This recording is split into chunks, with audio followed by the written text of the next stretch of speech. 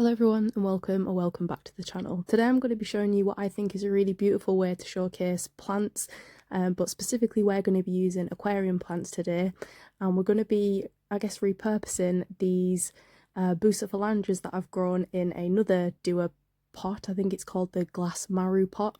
Essentially this is like boost grown on a rock, so it's kind of like an epiphyte wabikusa, but they've kind of overgrown this pot, so we're going to be transferring them into this DOOA Shizuku pot, but you can use any glass container for this as long as it's got a lid.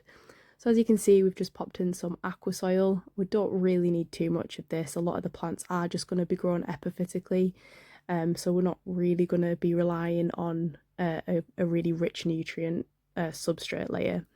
But then we're just going to cap that with some sand, and the next kind of main focal point plant in this is going to be some Anubias gracilis. This is like the coolest Anubias ever, I think. And as mentioned, we're going to be using this beautiful Bus Wabikusa type thing. It's grown on a different rock to what we're going to be using. We're going to be using black lava rock, and I think that's grown on a elderly stone, I think it was. By the way, the build video for that little pot, if you're interested, is up on my channel. I'll leave a link. So we're just going to be creating like a base with the black lava stone. This is nothing fancy, it's just something for basically things to sit in, and by the time that this kind of grows in, a lot of this will just get covered with moss and the various plants that we're going to be using anyway. So it is kind of fiddly trying to fit everything in. It is, I mean, it is quite big, but by the time you've got your hand in and some rocks and something else, there's not a lot of space to work with. So it is quite fiddly. So throughout the video, you will see me sort of like moving things, putting things in, taking things out and so on, because it is quite fiddly, but yeah. So as you can see, we kind of have the main like structure, I guess, with the main plants in place. Everything else is just going to be sort of like peppers of detail. Peppering of detail, I don't know, you know what I mean. So yeah, next I just wanted to put some water in, because these plants are kind of used to growing in humid conditions.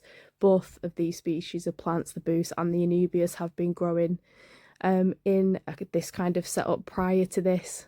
As mentioned, I'm just moving them because they've outgrown that space, so I just wanted to make sure that they were kept like damp and moist and with high humidity throughout.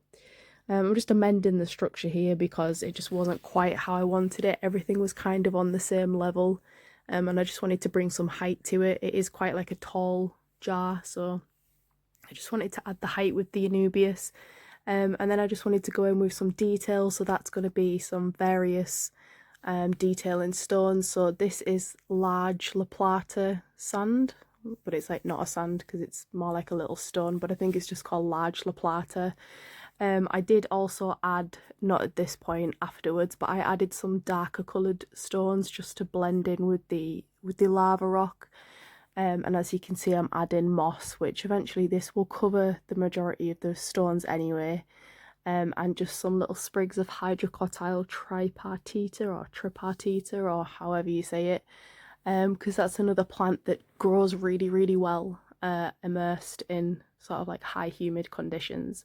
And last is this Acorus. It's not gramineus, I can't remember what it's called. It might be Bacillus, but I'm not so sure. I apologise, my brain's mush, and if you can't tell by my voice, I am full of cold. So if you've got this far, thank you for watching.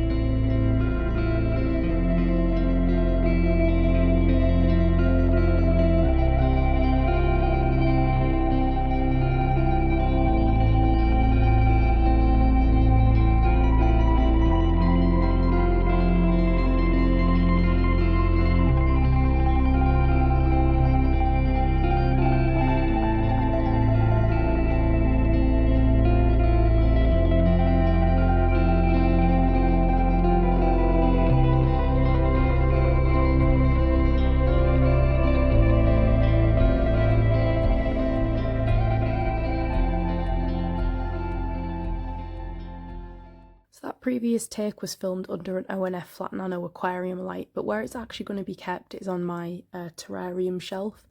And it's actually just basically lit by an energizer, as in the battery brand LED strip light, so it's not remotely powerful.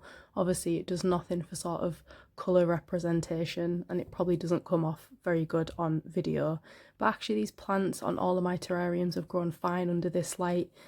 This that escaped a few weeks ago, there's a video for it. This moss has just like grown perfectly well under it, and as mentioned, so have plenty of other plants. So yeah, you don't need a high powerful light for this kind of build. So I really hope you enjoyed this one. Thank you so much for watching, and I'll see you on the next one.